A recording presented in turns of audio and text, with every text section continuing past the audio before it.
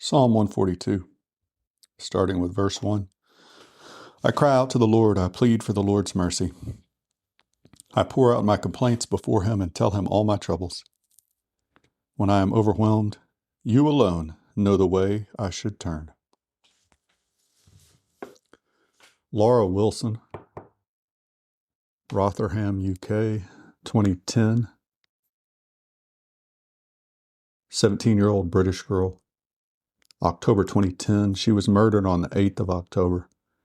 Her body was found in the River Dawn the next day. South Yorkshire. Asif Ali is 18-year-old British Muslim. She was stabbed and beaten before being thrown into the River Dawn. Murder was linked to a love triangle or dispute. She was in a relationship with him, had a child with him. Killing was classified as an honor killing in court, but it also involved the grooming gang issues in the Rotherham community. Asif also had involvement exploiting other girls.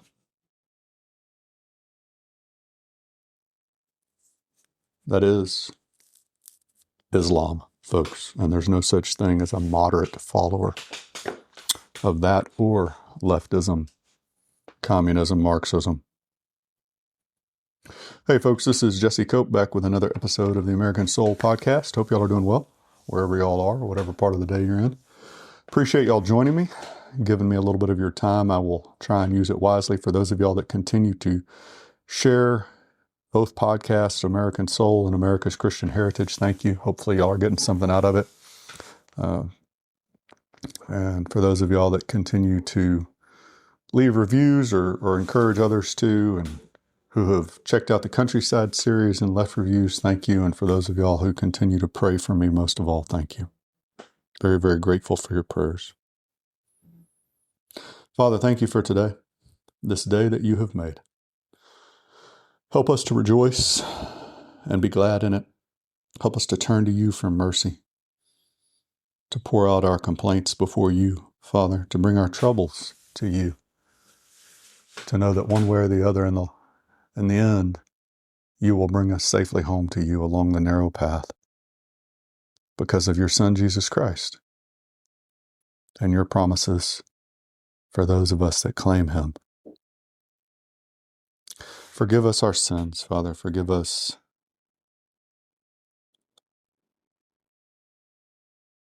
the sins that we admit and the ones we try and hide from you and the ones we don't even know. Strengthen our families. Be with those listening to the podcast. Bless their marriages and their families, their children. Heal those who are brokenhearted, Father, for whatever reason. Those who have broken relationships in their marriage, with their children, with their parents, siblings, friends. Be close to the brokenhearted, Father. Help us to draw close to you. Be with our leaders in the pulpit and in the state. President, Vice President, Admirals, Generals, Senators, Representatives. Help them to rule and lead in fear of you. Be with our military, our law enforcement, our firefighters, EMS. Keep them safe, please. Bring them home safe to their families. Give them wisdom and courage and a strong faith. And guide my words here, Father, please. In your Son's name we pray. Amen. Marriage verses for today.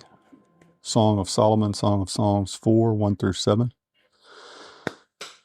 How beautiful you are, my darling. Oh, how beautiful. Your eyes behind your veil are doves. Your hair is like a flock of goats descending from the hills of Gilead. Your teeth are like newly shorn ewes as they come up from the washing pool. All of them perfectly match. None of them lacks its twin. Like a crimson ribbon are your lips. When you smile, it is lovely. Like a slice of pomegranate is the curve of your face behind the veil of your hair. Like David's tower is your neck, splendidly built. 1,000 shields are hung upon it, all the weapons of the warriors. Your two breasts are like two fawns, twins of a gazelle doe that graze among the lilies. Before the day breeze blows and the shadows flee, I will be off to the mountain of myrrh, to the hill of frankincense. You are utterly beautiful, my dearest. There's not a single flaw in you. Acts 15:36. After some time, Paul said to Barnabas, "Let's go back and visit each city where we previously preached the word of the Lord to see how the new believers are doing." Barnabas agreed and wanted to take along John Mark, but Paul disagreed strongly, since John Mark had deserted them in Pamphylia and had not continued with them in their work. Their disagreement was so sharp that they separated. Barnabas took John Mark with him and sailed for Cyprus. Paul chose Silas, and as he left, the believers entrusted him to the Lord's gracious care. Then he traveled throughout Syria and Cilicia, strengthening the churches there. Paul went first to Derbe, and then to Lystra, where there was a young disciple named Timothy. His mother was a Jewish believer, but his father was a Greek. Timothy was well thought of by the believers in Lystra and Iconium, so Paul wanted him to join them on their journey. In deference to the Jews of the area, he arranged for Timothy to be circumcised before they left, for everyone knew that his father was a Greek. Then they went from town to town, instructing the believers to follow the decisions made by the apostles and elders in Jerusalem. So the churches were strengthened in their faith and grew larger every day. Next, Paul and Silas traveled through the area of Phrygia and Galatia, because the Holy Spirit had prevented them from preaching the word in the province of Asia at the time. Then, coming to the borders of Mysia, they headed north for the province of Bithynia. But again, the Spirit of Jesus did not allow them to go there, so instead they went on through Mysia to the seaport of Troas. That night, Paul had a vision. A man from Macedonia in northern Greece was standing there pleading with him, "Come over to Macedonia and help us." So we decided to leave for Macedonia at once, having concluded that God was calling us to preach the good news there. We boarded a boat at Troas and sailed straight across to the island of Samothrace, and the next day we landed at Neapolis. From there we reached Philippi, a major city of that district of Macedonia and a Roman colony, and we stayed there several days. On the Sabbath, we went a little way outside the city to a riverbank, where we thought people would be meeting for prayer, and we sat down to speak with some women who had gathered there. One of them was Lydia from Thyatira, a merchant of expensive purple cloth who worshipped God. As she listened to us, the Lord opened her heart, and she accepted what Paul was saying. She and her household were baptized, and she asked us to be her guests. "If you agree that I am a true believer in the Lord," she said, "come and stay at my home." And she urged us until we agreed. Psalm 142, a psalm of David regarding his experience in the cave. I cry out to the Lord, I plead for the Lord's mercy.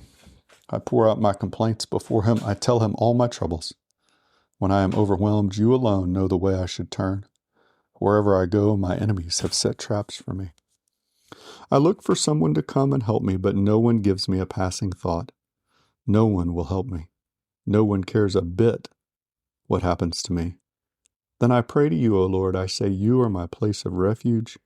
You are all I really want in life. Hear my cry, for I am very low. Rescue me from my persecutors, for they are too strong for me. Break me out of prison so I can thank you. The godly will crowd around me, for you are good to me. When you're desperate, folks, remember that David was too.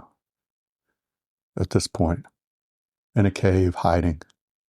When you feel overwhelmed, when you don't have anyone that cares what happens to you, whether you feel that way or it's really true, realize that God is our place of refuge. He will never forsake us, nor leave us, nor desert us. Human beings will, God will not. He hears our cries. When we're low, we can come to him. We should come to him. We need to turn to him. And I'm reminding myself here, folks, as much as anybody else. Proverbs 17:24 and 25. Sensible people keep their eyes glued on wisdom, but a fool's eyes wander to the ends of the earth. Foolish children bring grief to their father and bitterness to the one who gave them birth. Father, help us not to be foolish. In your Son's name we pray, and bring us home to you. Amen. If you're looking for a family-friendly middle grade read, if you would check out the Countryside series, it's kind of like Narnia, The Hobbit, Percy Jackson, Harry Potter, Fablehaven. There's 2 books in the series. The Book of the Wise is the first one, The Tears of Adina the second.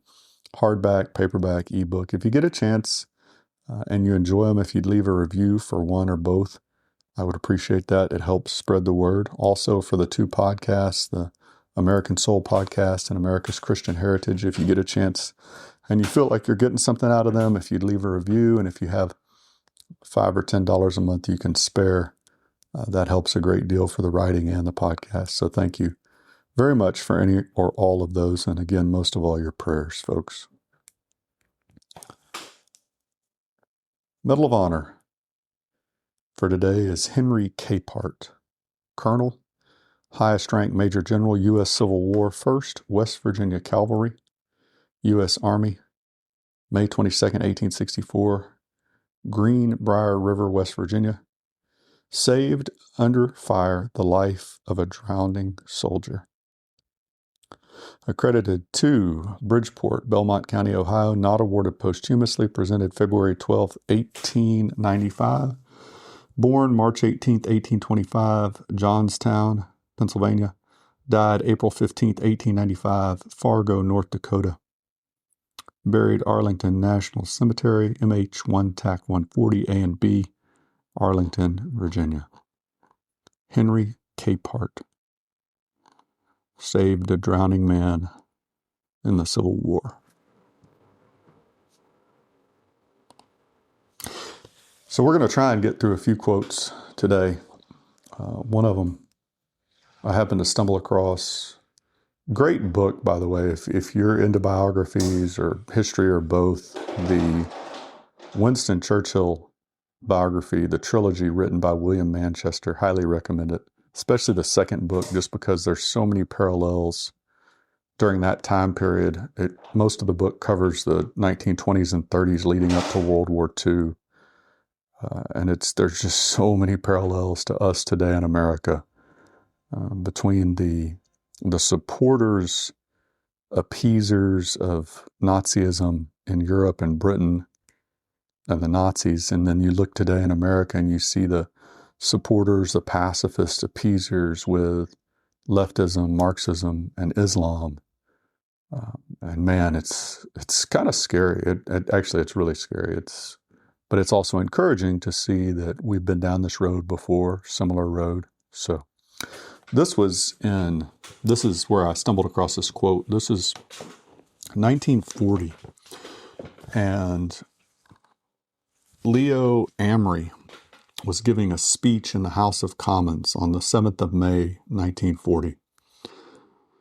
This was during World War II, right at the beginning. Amory was a conservative MP, and he stood up, and the speech is famous for a number of reasons, but this is a quote. There's 2, actually. One is he quoted Oliver Cromwell, who was speaking to the Long Parliament in 1653, and this was his closing line. "You have sat too long here for any good you have been doing. Depart, I say, and let us have done with you. In the name of God, go." I think that applies to a large number of our politicians today, both at the state and federal level. They've been there so long, they've forgotten what their purpose is: to serve the people, to defend the liberty, to stand up for God.